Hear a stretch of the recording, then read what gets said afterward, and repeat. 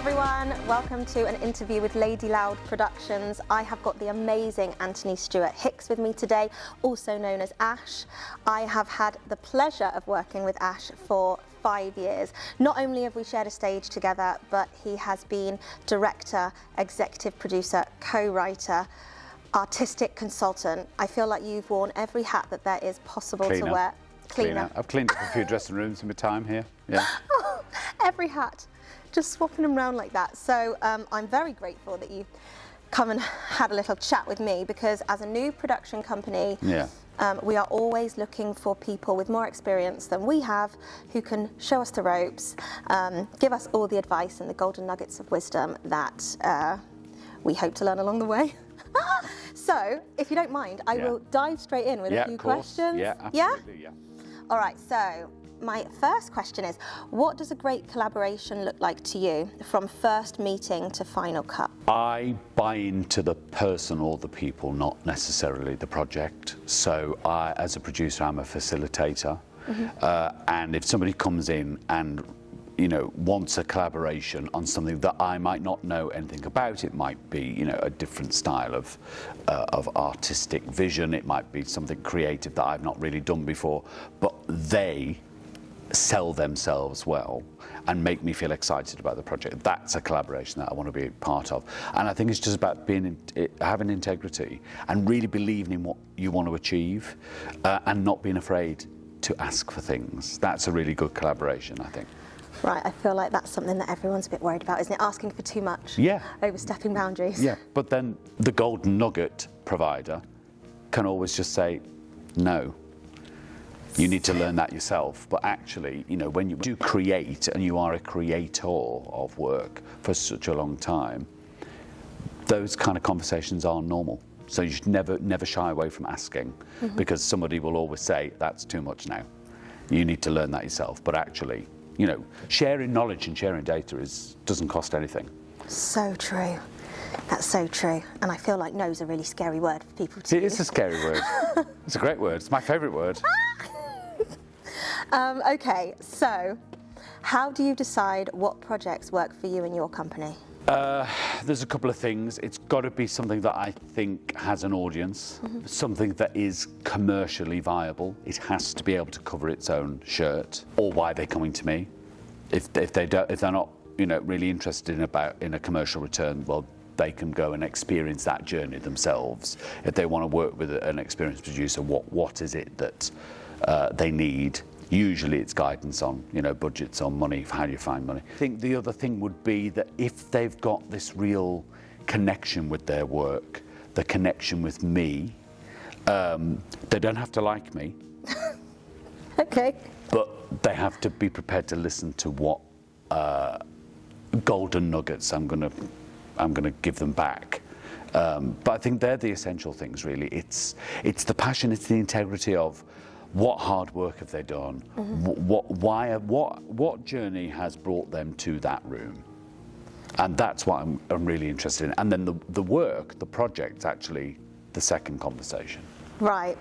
So do you think you get asked more by people who already know you, or do people actively seek you out and it's a brand new introduction? It's a bit of both. It's a bit of both. A lot of people are recommended to me, or I will meet quite a lot of people that I like their work, or I've met people socially and I've ended up producing their show in the West End just from meeting them socially in a bar after a show. It really is about that personal connection, because I need to understand why this creative person wants to do that work. What is it that's driving them to do it? Because if they can get me to buy into what that driving force is, my job's really easy. It's just about guiding them to not lose that momentum, but also to make some mistakes that everybody needs to make. Everybody needs to make mistakes, but it's about just being able to get from A to B in a much more enjoyable, much more creative, collaborative way. Okay, amazing. What does a producer title actually entail? A producer is a facilitator and somebody who is not the font of all knowledge, but they are somebody who you should feel that you can go to for guidance, that you can go to for steering, you can go to for mentorship. First and foremost, the producer's job is about the money. It doesn't matter what project I'm working on, it all comes down to the budget. And who you can collaborate with, who also appreciate what that budget is there for. The budget is our skeleton, and we need to keep the skeleton healthy, because then the body can grow and the product will be even better and it will bloom. But I would say I always try and do it as a bit of a visual, where with producers, they think the producer is the top of the tree, and they are. They are the top of the tree when it comes to the amount of work, sometimes the amount of stress, but actually the producer is the person at the bottom of the pyramid. So the pyramid is inverted, all right? Usually, yeah? So usually you'll get this, they're at the top of this pyramid and everybody's working down underneath them and they're doing all the work for them. Mm-hmm. That's not how I see it. I see the producer, the pyramid is this way, and the producer is here, and the producer has to do all of the work with everybody to make this platform stay straight. Otherwise, it will be unbalanced. So the producer, it is an essential cog, and they need to be grounded, because if they're not grounded, then this pyramid will just do this all the time. Yeah. So I think there is a lot of, because if they're at the bottom, holding everybody up, yeah, there's much more respect for everybody, rather than being perceived as being at the top, delegating all the work for everybody to do. Yeah. So they are the bottom. They are the root of the tree, and they have to be sometimes the bad cop. But it's usually because the budget doesn't work, or people aren't listening, or it's not achievable within the time, capacity, budget, skill set that we might have on set or you know, within the show. So there's lots of things. It's a lonely job. It's a lonely job. You don't make a lot of friends being a producer. Sorry to tell you that, but you don't. But you have to find out what kind of producer you are. You are either somebody who is a facilitator, like me. I'm not a creative producer. I don't sit there and go, oh my God, I've got this wonderful idea. That's not me. I would rather listen to people's ideas and go, this is great, let's do it this way. Or I know that we can put these people together and make this puzzle work. Some producers are only interested in raising money. Often they're called development producers. Some producers are really, really good at organisation. That's all they want to do, like a line producer, for example. Yeah. But yeah, there's lots of different variables to it. But first and foremost, they have to be the person who owns it. When it's wrong, they have to own it. So if it goes wrong, they own it. If it's right, it's everybody's success. But if something happens, it's the producer's job to go, okay, well, I'll take that. Wow. And balancing this triangle. Yeah. Have you ever, I mean, you must have encountered people who have creative differences. Daily. Daily creative differences on a daily basis. But that's why in the job as the producer, you are there kind of as that middle ground, listening to all those creative opinions and creative drives, what their visions are, but then being able to bring it down to, okay, have we got the time to do it? And have we got the money to do it? If not, what are the other options? It takes me a while to say no, but sometimes no is the only response to things. Sometimes, no, that can't happen. But there is always a way to achieve something through talking it through. There is always a way to do it. What are the different types of producer roles, and how do you find switching those hats? I think, like most people in our industry, we are all multifaceted, versatile people. There are people in this room that are doing multiple jobs that aren't their full-time job, you know, but they have other skills that they do. Same with me. You know, I started off as an actor. I became a producer. I've directed shows, a lot of shows. But for me, my career progression took me down the producing side more, so I had to sacrifice something. So my sacrifice was I stopped performing as much. Right. But now, in a lot of the projects that I work with, I am using those different hats all the time. It all just comes down to knowing the team, being able to adjust the management and collaboration with different people depending on their experience, what the conversation is about, and what their potential response is going to be. So I will change my hat depending on that person. Okay. Yeah. So it's about knowing what each individual person's personality Very bespoke, is. yeah. Yeah. Yeah. Some people appreciate really direct, the answer's no, we need to move on. Some people really appreciate that. Some people, it's got to be much more rounded. It's got to be much softer. There's got to be much more detail to it, which is fine. That's absolutely fine. But you learn that, and you only learn that by making mistakes. You only learn that by, unfortunately, upsetting people, or making people laugh, or saying the wrong thing, or making mistakes. Right. You have to make mistakes in this industry to actually survive. I am certain that we will have made many along the way. I've yet to find out what they are, but I'll remember this when they come to the surface. Okay, so for a new emerging production house in film and television, what advice would you give or wish someone had given you in the beginning? Don't feel guilty for taking a day off. That's it. That is it. There is no work, no project, no creative vision, no deadline that is worth your well-being or mental health. You can still achieve what you need to achieve, and you can still take a day off and do it. You need to have a team around you where delegation is easy, and delegation kind of feeds itself. You don't even have to delegate, it kind of just does it, because you have members of the team who'll take on different things to try and alleviate the enormous amount of work that the producer's got to do. But I would say apart from this, getting over this guilt that you can't achieve everything every day, I would say don't be afraid to ask questions. No question is stupid. No question is stupid. Even if you ask it 14 times and it's still not going in, it's not stupid. It's really complex. Creating any work to a standard that is high is complex. It's not easy. There's a lot of people that make it look easy, but it's not easy. So it's just being aware that you are going to make mistakes, and you need to make mistakes. But to reduce the impact of those mistakes, ask the right questions from the right people. Yeah.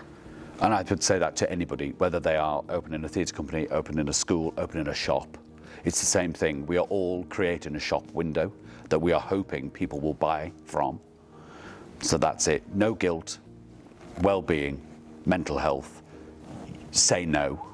Yeah. Don't be afraid to ask questions, and give yourself a break when you make a mistake. It's not the end of the world. Well, that's amazing advice. I feel so glad that I've got it now, right at the beginning of Lady Loud Productions. All right, let's do a little break there. We are just under halfway through the questions. Gaming is a real hellscape. I feel like I'm fighting for my life out here. Baby night.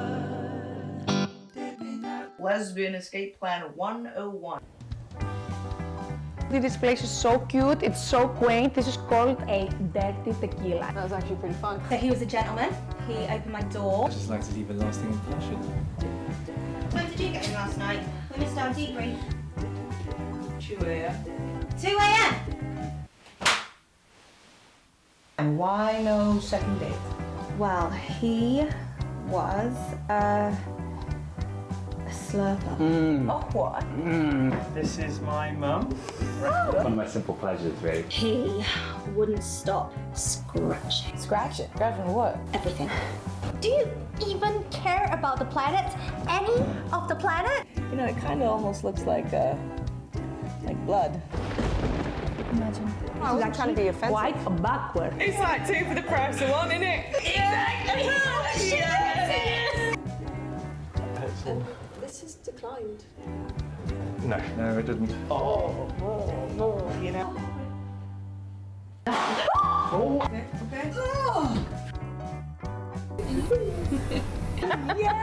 Yes, 5 shots. Harper. Our love lives are disasters. Well, that sounded like it was an emergency. What the hell? Jay! Oh, shit! Hi everyone, we are back with Antony Stuart-Hicks, and I'm going to dive straight in with a nice juicy question for you.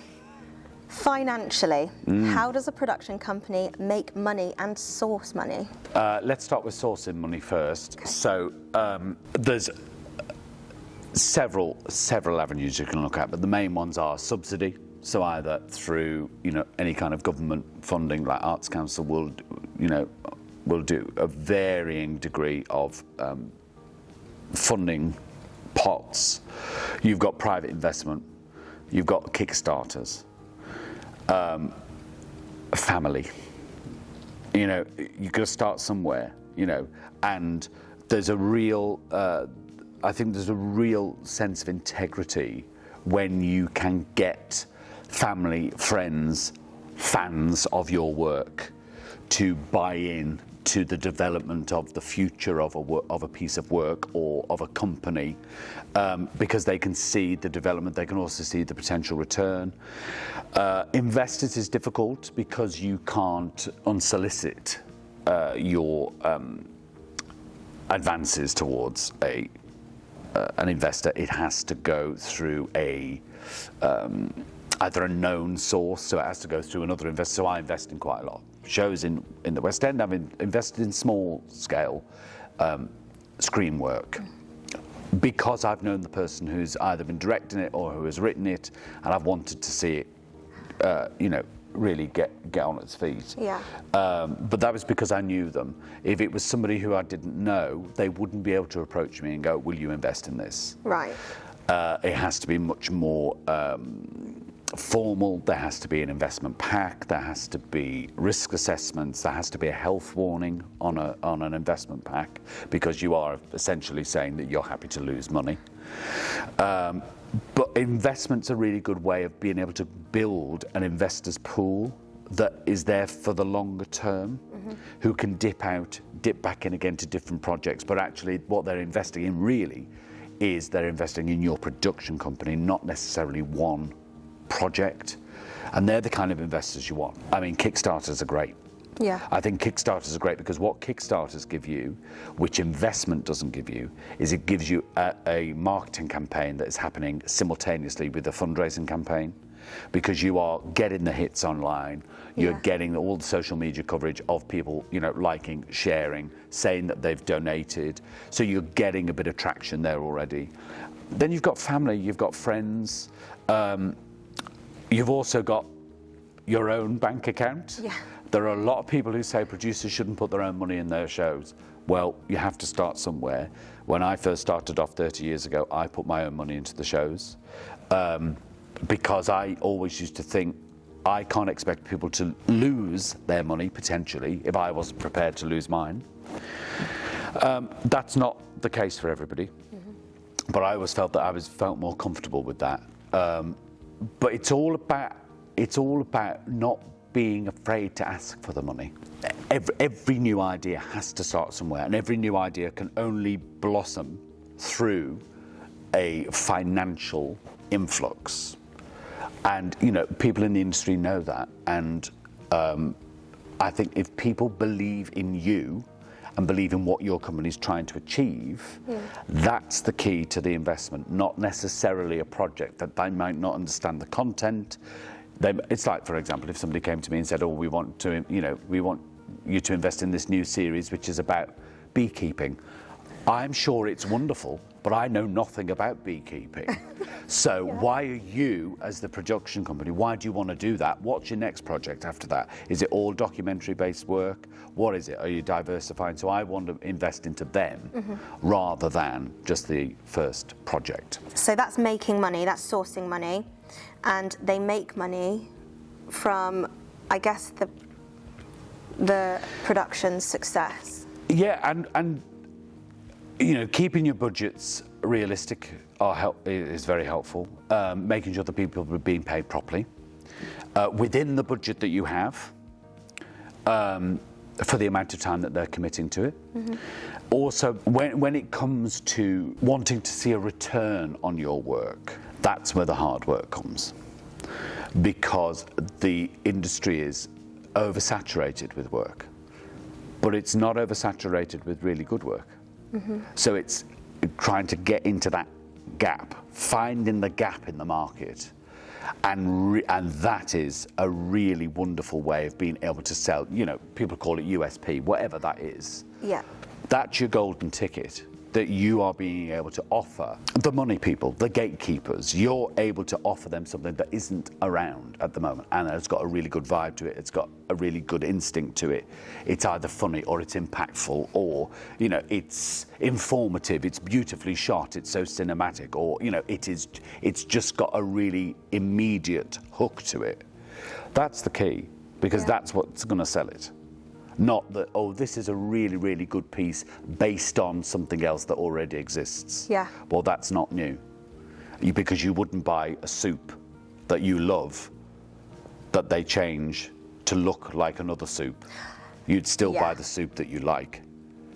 And it's all about that shop window experience. What do you go into the supermarket for? And you always pick the stuff that you like or that looks good.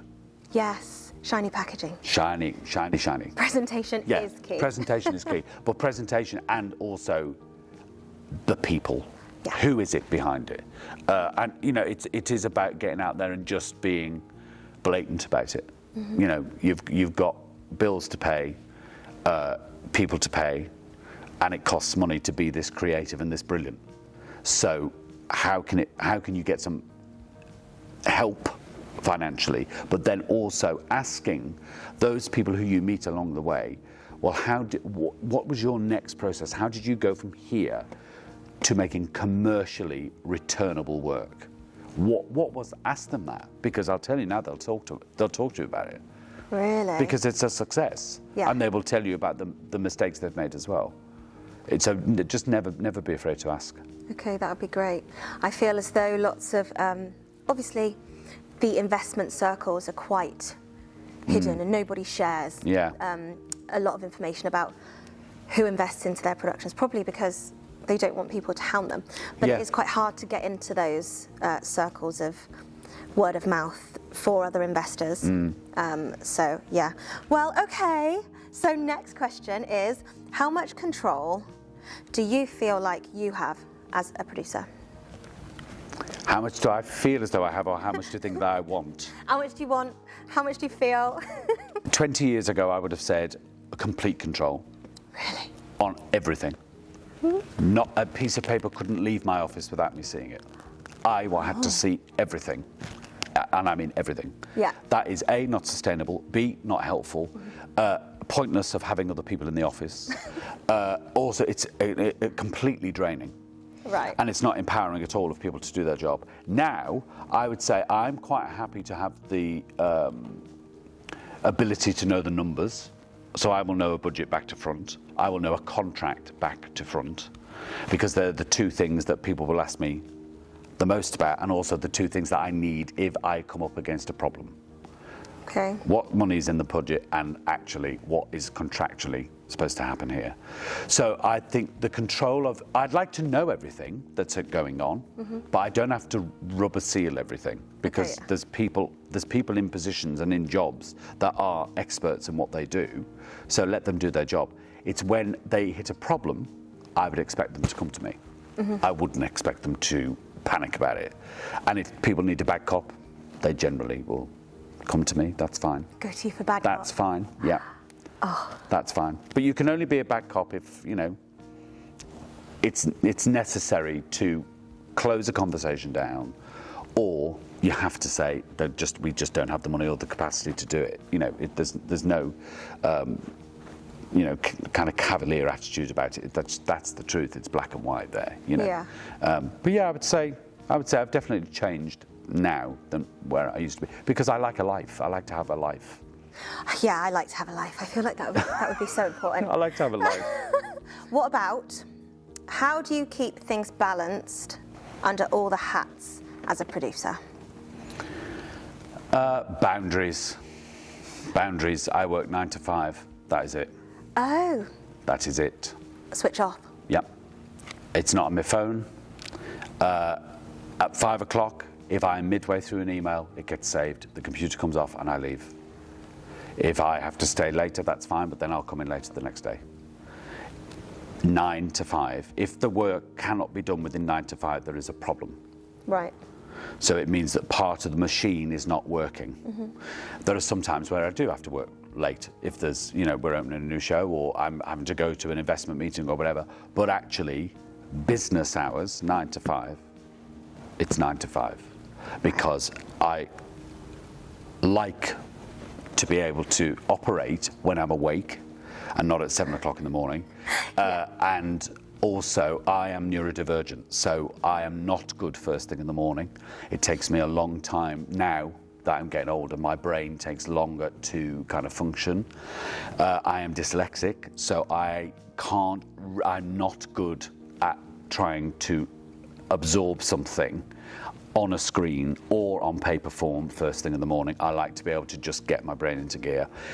Also, by 5 o'clock, my brain's ready to explode. So it's just like, no, that's it, I need to stop.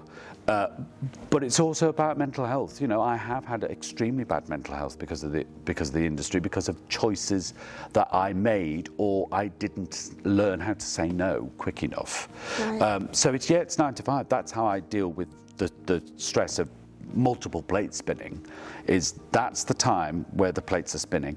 So if you need to speak to me whilst the plates are spinning, it's 9 to 5. If it's not an emergency, it can wait. That is such a skill. I know so many people who cannot do that. But I've only learned that in the last year. Wow. I've only learned that in the last year.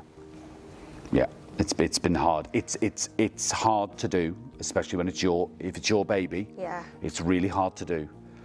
But you've got to do it, because then you're not able to have the energy to look objectively at your work and go, that's good. That is a bad decision. We need to stop there, because you're just so tired and you just want to get it done. Take some time.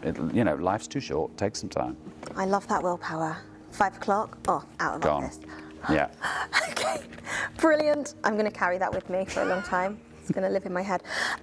Okay, so when a budget is tight, where do you believe money must be spent? And where can things realistically be scaled back? When a budget is tight, the money needs to be spent on people. People. Because those people will come with other ideas to make that tighter budget work. When a budget is tight, the areas that generally will need to be monitored much more harshly are things like physical production, where you're potentially working with a creative who wants to go to a really expensive location because it's going to be fantastic. Yeah, it is. But I bet you I can find you somewhere else cheaper that still looks like that, because that's the only option we've got. Right. Because if we go to this location over here, which is a hotel stay, you haven't got ground zero there, you've got to go somewhere else. That could be 2 or 3 people that you could lose from a team that you need because of the cost, and actually the people are more valuable than that location. So that's why I would say is people. People. Look after and lots people. of pastries. Lots of pastries? People and hospitality. Yeah? Keep them fed, keep them watered, Okay. keep them warm, and keep them in work. And that's, but people. It's always got to go on people first. Right. What's the key to maintaining strong relationships with directors, writers and actors throughout the production? Right. There has to be a really clear language between the producer and the creative team. A mutual respect of their vision and also the producer's restrictions that only come from 2 things: capacity and cash. They are the only restrictions that anything has, whether it's a theatre show, whether it's a school hall show, whether it's a multi-million-pound film, or whether it's a new fledgling series. It's all about capacity, it's all about the cash. Being able to have a really clear conversation without people feeling as though they're either being attacked or they're not being listened to or they're being undermined. It's a stressful industry that is built on insecurity. And how I work is that I want people to feel heard, I want people to feel empowered, but I also want people to know that I also need to be heard, and I also need to feel empowered, and I also need to feel as though that my contribution to getting this from page to stage or page to screen is being listened to. or why am I there? Yeah. And why am I there? But generally, the only issues I have ever had with creatives is when it comes to, oh, but I'd really like this because it's going to make it look good. No. Okay. Well, the audience will go out saying that it was fabulous. If the audience are going out saying that that prop was fabulous, we have failed. Yes. We have failed. It's about just making it clear. Nothing can get in the way of that end product being the best it can possibly be on the budget that's available, with the time and the skills that are available to get it there. Because you can have the most talented, wonderful, versatile people working in a room, but if you haven't got the time or the money to spend on them, they're just going to be stressed. They can't do their best work. Mm-hmm. So yeah, I would say that is just clarity, really, and conversation. Yeah. Conversation, always. Yeah. Conversation and communication is key, isn't it? Yeah, and cake, lots of cake. Lots of cake. And coffee. And wine. Yes, and whiskey. Yeah. Okay, all right, so final question. Right, how do you keep a project running smoothly when unexpected challenges pop up? Weather, locations, scheduling, money, breakages. How do you keep it running? Positively, yeah? Yes. That is where the producer really does come into their own. Things are going to go wrong. People are going to become unhappy about something. Locations are going to fall down. There's going to be delays. There's going to be manufacturing issues. There's going to be a multitude of nincompooperies is the PC version. There'll be multiple nincompooperies on a daily basis. It doesn't matter what you're working on. But when there is a real issue, that's where the producer needs to come into their own, because that is the producer's job to get that sorted so that it doesn't have ripple effects on everybody else. Right. Because if that ripple effect goes through the team, the people, they're the ones who are going to feel the strain. Right. And actually it's the people on the team that shouldn't. It should be the producer working out what the options are. How can we resolve this quickly? If the answer is usually we need to throw more money at it, that is also not a good producer's decision. You shouldn't just throw money at it. That's not helpful, because the problem doesn't go away. You just cover it in glitter. It doesn't go away. But I would say just being honest about it, and communication again, being able to say to the team, this is it, these are the options, this is what's been decided. But it's about being clear and keeping everybody up to date as best you can within the time frame that you've got. And knowing that unfortunately the decision that is made is not going to make everybody happy. But that is not an issue for me, because that is what needs to happen to get this project done. Yeah, and everything is for the... And everything is for the greater good of that piece of work. Yeah. Making sure that everybody's happy, healthy, safe, but that decision needs to be made. And there will always be somebody who doesn't fully appreciate that or absolutely thinks that it's the wrong decision. Well, that's fine. But that's the decision that's been made. Yeah. I think it's just being, being really honest with people will stop a mistake or an issue becoming a massive problem. Right. Yeah. Because nobody's going to die. Be honest. Say to people, this is the problem. This is it. This is how we're going to resolve it. If you want to talk to me about it, let's have a sidebar over there and talk about it. Great. But this is the decision. Let's move on. Let's carry on. Or sometimes you have to go, we can't carry on. That's it. Yeah. We're closed. We're shut down. That's it. Gone. Unfortunately, those days will happen. Absolutely. They will happen, but it's all part of it. It's all part of the learning process, and it is awful. It's horrible. But if that is the best business decision for that day, then that's it. Just have to go with your gut. Just got to go with it. And yeah, just got to go with it. Oh, I feel like I've gathered so much information. Ree, let's definitely get Ash some champagne. And before we end this beautiful Q&A, is there anything that you would like to say particularly to Lady Loud? We're a brand new production company and you know me quite well. Any advice for me personally?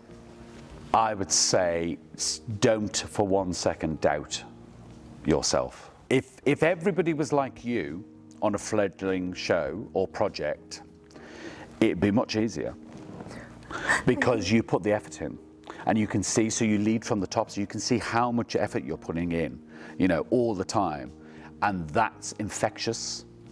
And then you have other people around you who are like, oh, well, then I'll go the extra mile to do that. You know, I can do that. I would just say, you know, dream big. Enjoy that it's going to take time. Yeah. Be patient. Give yourself a break and pat yourself on the back for all of the little wins that you have every single day, because nobody else will do it for you. You need to thank yourself every day. Okay. I love that advice. That would be my advice. Come on in, Ree. That would be it. Thank you, thank you, thank you. Oh, thank you very much. Oh, that's lovely. Thank you. We appreciate you so much. I appreciate you and I appreciate this. Thank you. We'll cut there.